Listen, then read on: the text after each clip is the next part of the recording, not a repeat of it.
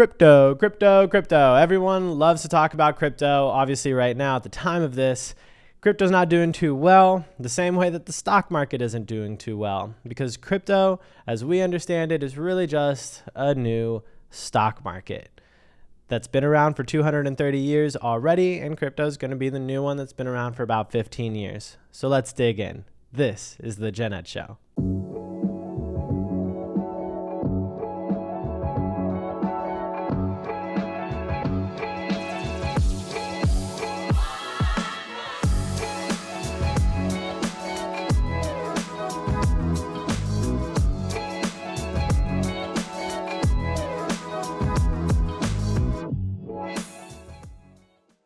Welcome back to the Gen Ed Show. This is the place where we teach you how to trust yourself and succeed in the modern age. My name is Eduardo de las Cuevas, a college dropout turned serial entrepreneur operating multiple 6- and 7-figure businesses. And this is the place where also I hope to teach you the things that you may not even know that you don't even know. So welcome to your new Gen Ed class. This episode, we're going to be talking all about crypto and NFTs in the marketplace so that you can better understand how the heck all of this stuff operates. So with it, we're going to be breaking it down over 5 different points in this episode. First point we're going to talk about is the point of crypto, the point of blockchains, making a little bit more sense around this. Second thing we'll then talk about is how investing into crypto flows. Right? Where does money come in? What are the first movers, second movers, tertiary movers, and what does this all mean? Then third, we're going to talk about NFTs. What are NFTs? The fourth we'll then get into is meta, kind of like Ready Player One energy vibes, all about NFTs and how this is going to start to be a little bit more understood within practical senses, because then the fifth point and how we'll wrap up is going to be about NFTs and its practical implementation into society as we can expect in the future. So with that, let's get into the first one. So the point of crypto, the point of NFTs. Let's talk about first the point of crypto and the point of blockchain.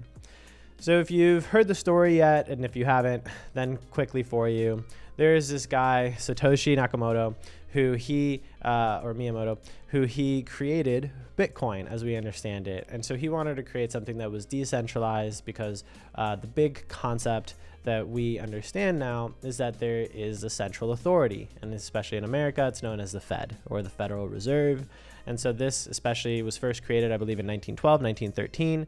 And from there, ever since Nixon, then actually I better said it could be 1952. But then when Nixon went ahead and took us off of the gold standard, 1971, now we came into fiat currency as we understand it now. And so the Fed is a big piece here because they can literally print anything. They can literally create it. So when we talk about there being a big difference between Bitcoin and, let's say, the US dollar, or the Australian dollar, the Canadian dollar, or the Chinese yuan, whatever the case of the currency may be, all of them nowadays are fiat, meaning that they're really just pegged to the value of the GDP, the value of the company, but also with that, there's an inherent level of speculation to it as well, because no one really knows what might end up happening. For example, like there being a war between Russia and Ukraine, and how the US and NATO want to respond, and obviously the global chains that exist and how that all gets affected. So those are things that are not immediately visible. But again, we're talking about crypto, and what crypto, as the average person will tend to explain it, is that crypto, or crypto bros will tend to explain it, is that it's here to solve a centralization of finances problem. And so blockchain does a really great job of this, because what it does is, instead of it being a singular node, which that being the bank, and then organizing everything, instead now it's going to give every single human on this blockchain, and when I say human, I mean a human with a computer, right? Someone that has, their own wallet and is participating on this blockchain.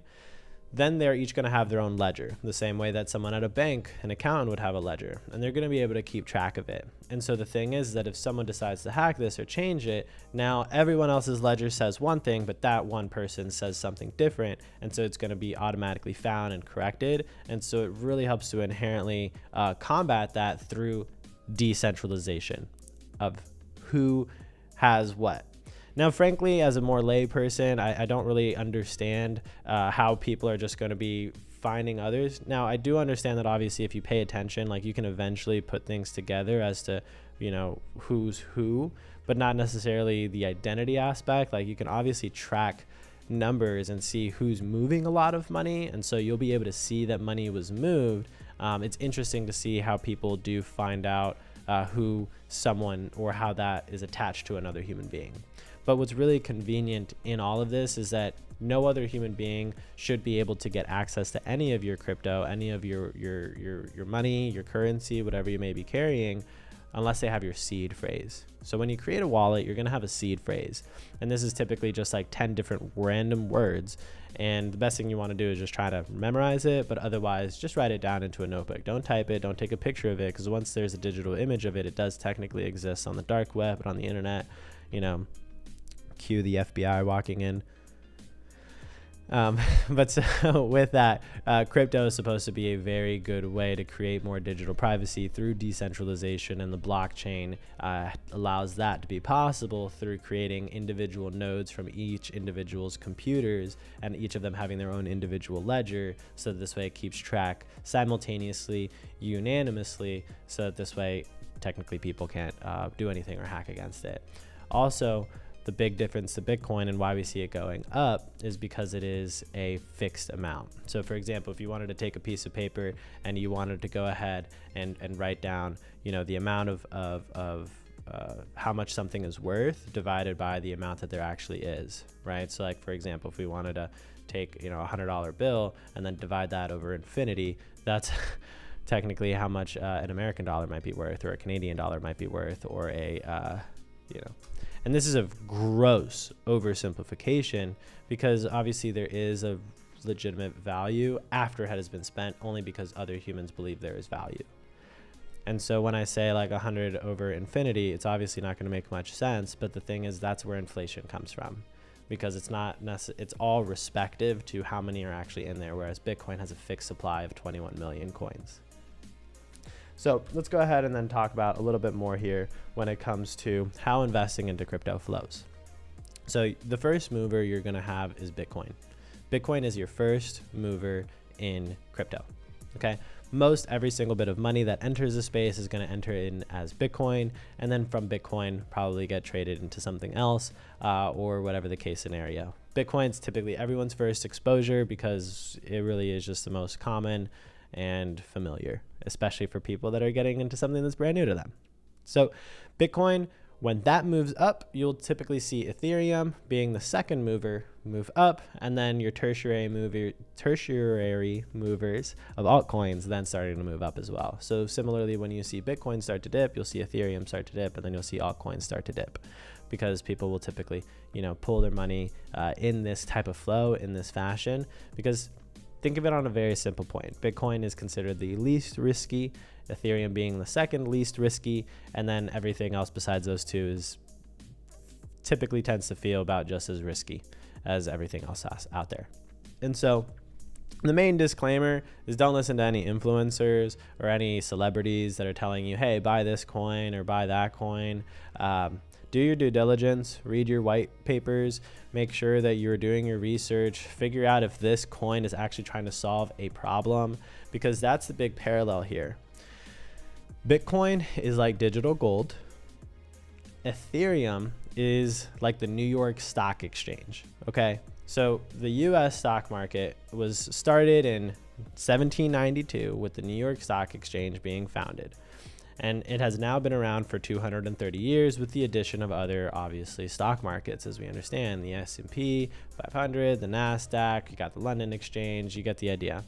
The point in here being is that Bitcoin is gold.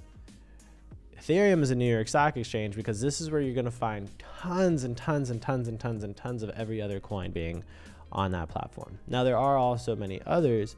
I'm not going to get into specifically the types of cryptos that I invest in, or specifically that I might encourage you to, because it doesn't matter what I encourage you to do. What you need to do is that you need to do your own research. You need to figure out what is actually trying to solve a problem, because the same way companies on a stock market obviously are trying to solve a problem, coins on Ethereum, different types of coins, as you recognize, are technically a company and technically supposed to solve a problem.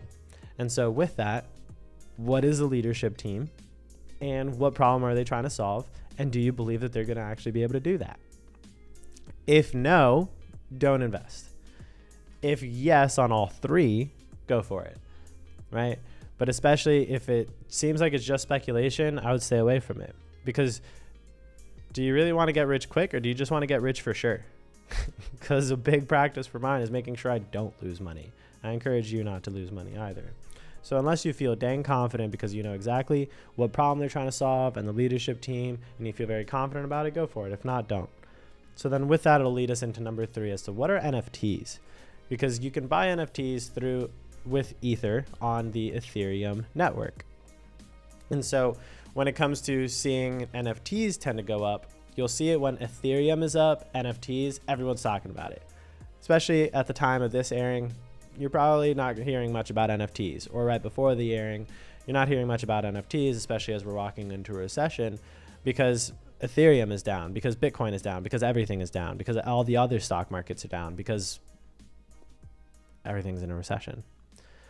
So with that, we're not hearing a lot about NFTs, but when you see Ethereum go up, you're going to definitely be hearing about NFTs going up, because anytime NFTs are going up, Ethereum is going up because they exist in the same place, right? And they're using the same money. They're paying with Ether, with Ethereum. And so what they are non-fungible tokens. So let's put this into a very simple place. Let's say, for example, I have this one controller, okay?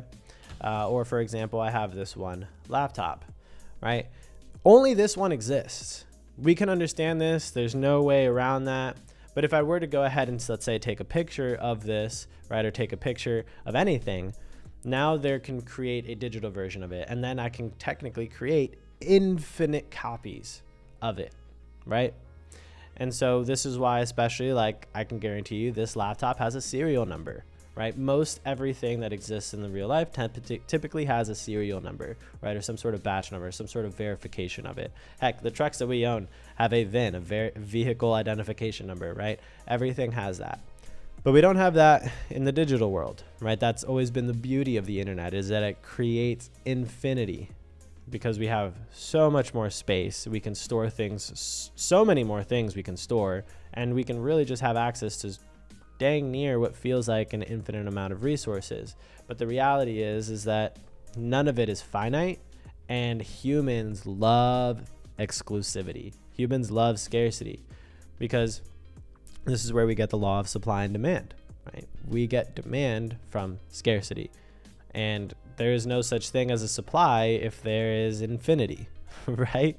So what NFTs do is they bring back scarcity, not in the negative connotation that now there's going to be less of, but more in the sense of exclusivity, that now there can only exist this one image, because we can now identify and create digital serial numbers to things. So what this does, bringing us then into the 4th point of this episode with meta and NFTs. A good movie I always like to think about is Ready Player One. And then from there, if you go on to Amazon Prime, I forget the exact name of it, but it's like year 2047 or something. But basically the premise of the movie is that like 70-80% of people in the world are plugged in, right? They're laying down, they're in a virtual simulator of some more fantastical type of reality that they get to live in and have powers, and you get the idea, create their own characters. Same idea as Ready Player One. So Ready Player One is a great example of this, because it shows especially what the future could possibly look like when we do start to actually have, like what Mark Zuckerberg is trying to create, this meta reality, this new digital type of reality that people can plug into. And so NFTs become very, very practical, because they start to create scarcity, they start to create exclusivity, they start to assign serial numbers or batch numbers or some form of digital identification to this being one of this or one of X amount, so that this way now it can act as some sort of digital key, or in this way a digital ticket to be a part of some sort of community, or in especially when it comes to how Ready Player One shows it being a society where, let's say, you have your own type of property, you're buying some sort of digital food, something that is very unique in the digital reality, and so no one else can take it or have it. And if they do try to make some sort of knockoff or digital identical image or digital identical whatever, you'll be able to identify the fact that it's not real. The same way that Louis Vuitton or Gucci or any of these designer types of brands typically have some sort of certificate of realness, right? Certificate of validity, certificate of this is legit, right?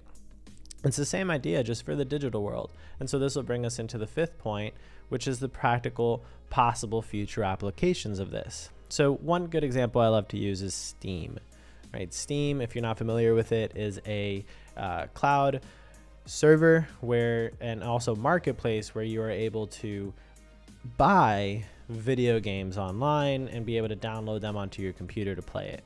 The thing is that you're not actually buying those games when you buy it off of Steam. And here's what I mean.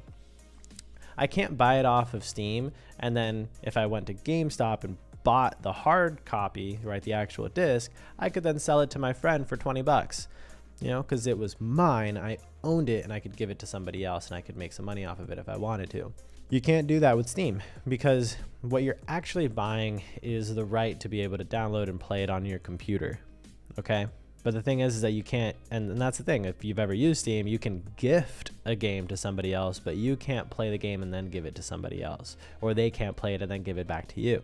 It doesn't work like that because they're not actually buying the game, you're not actually buying the game.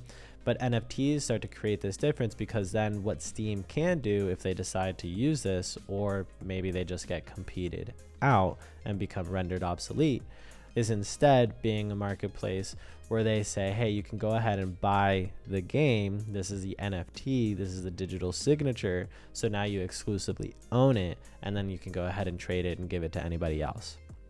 This is a more legitimate possible future application. Other ones tend to be any sort of company that, again, you can buy this NFT and now you have digital rights or access to some sort of community, some sort of digital area, some sort of other newsletter. You know, they can add perks onto it because an NFT just becomes like a digital package with an assigned serial number.